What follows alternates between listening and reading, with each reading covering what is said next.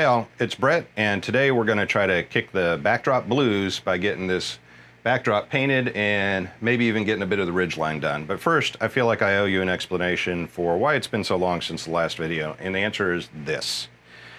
This is my workshop, and for the past several months I've been pushing hard to turn it into a proper woodworking and machining workshop. And this is, particularly the machining, is a bit of a new journey for me, and so I'm going to document that journey on another channel. I'll put a link down below in case you're interested in that. But today we're focused on the backdrop, so let's get started.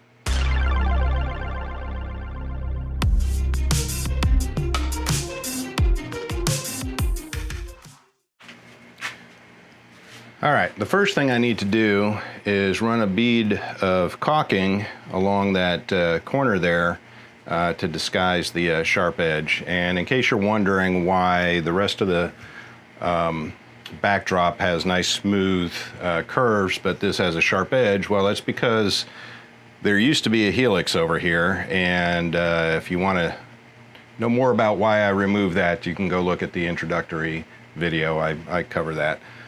But bottom line is, let's go ahead and put some caulking in here, and we'll let that start drying while we move on to the next step. Well, that did not work well. That got hung up and blobbed out, so we're gonna have to fix that. Yeah, it's a bit more than I intended. All right. Yeah, scrape that off.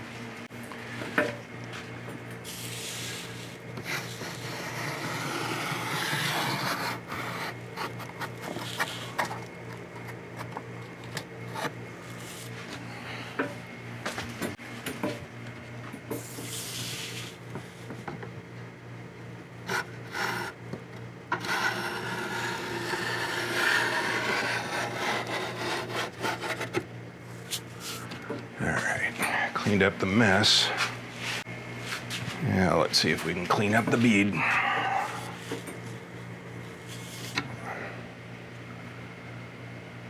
sure I don't redo it.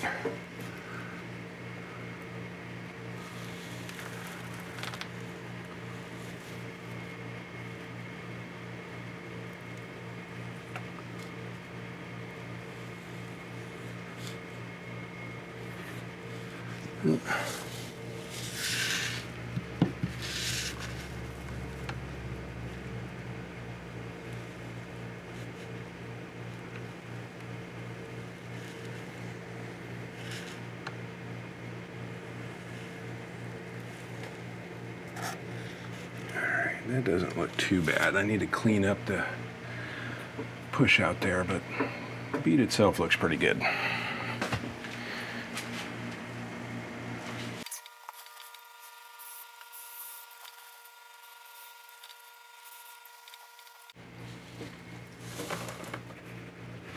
Ah, you gotta be kidding me.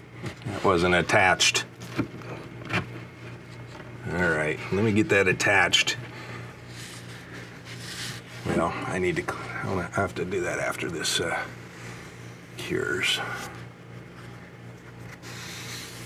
I guess I missed that part. Gonna have to run that down again. Shoot. Make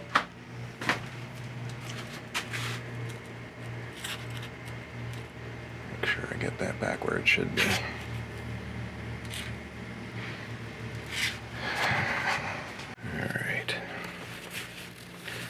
Let's do that again.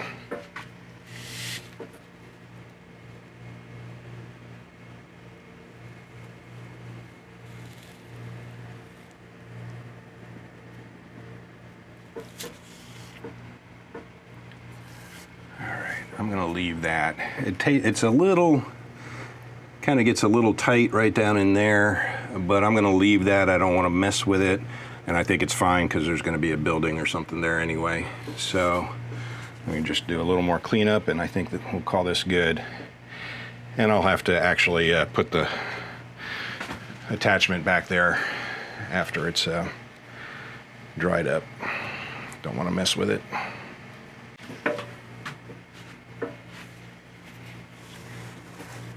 Not making that mistake again. We'll go very lightly.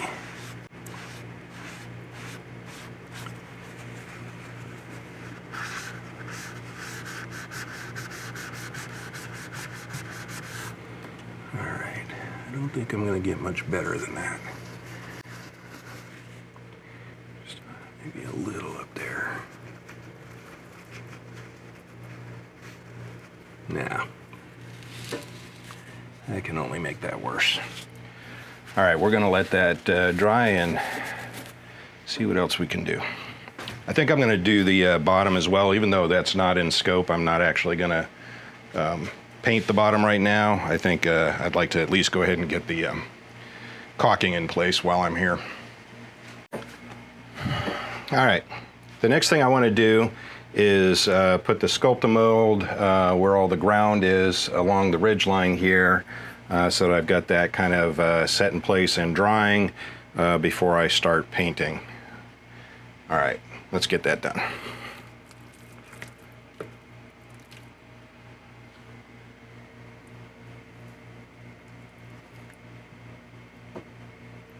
This spatula might be a little on the large side for this. I might have to switch to a smaller one in a minute.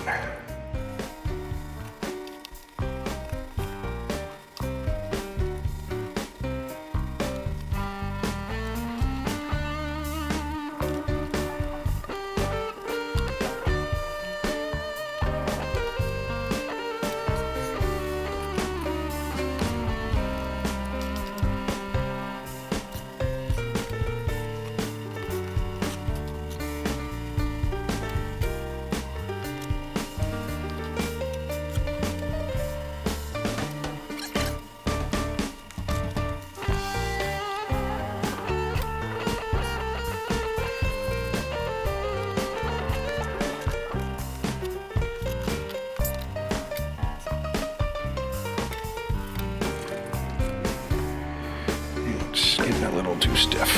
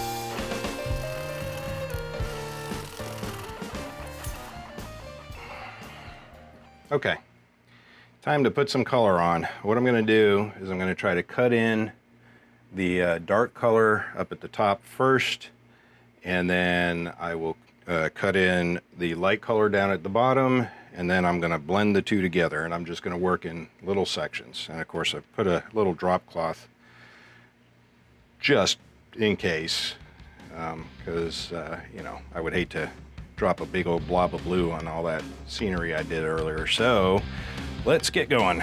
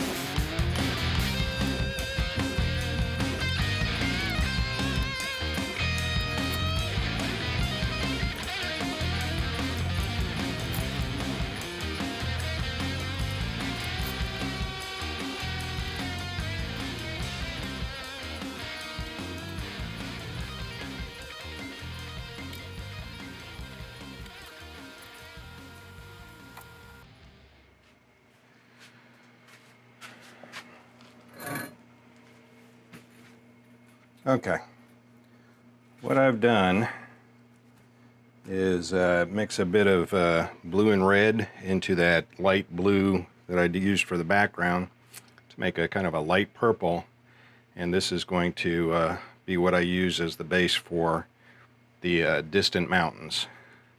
So hopefully this works. I want to peek right up in here. I'm just going to kind of work on getting the outlines.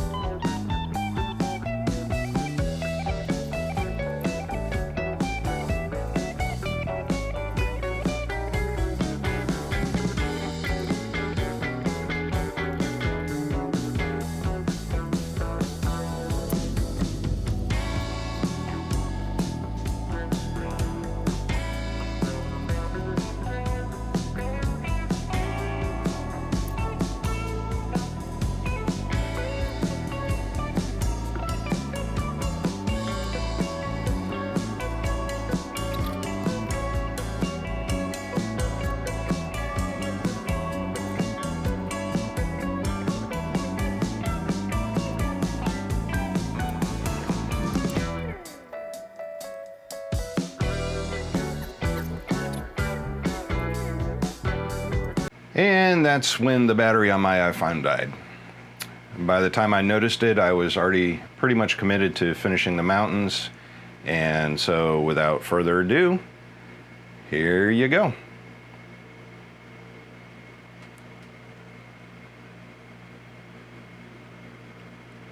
Notice there's still a gap between the mountains and the actual scenery. And that's where the foreground background needs to go. That's what visually extends the actual scenery into the backdrop. I haven't quite decided whether it's better to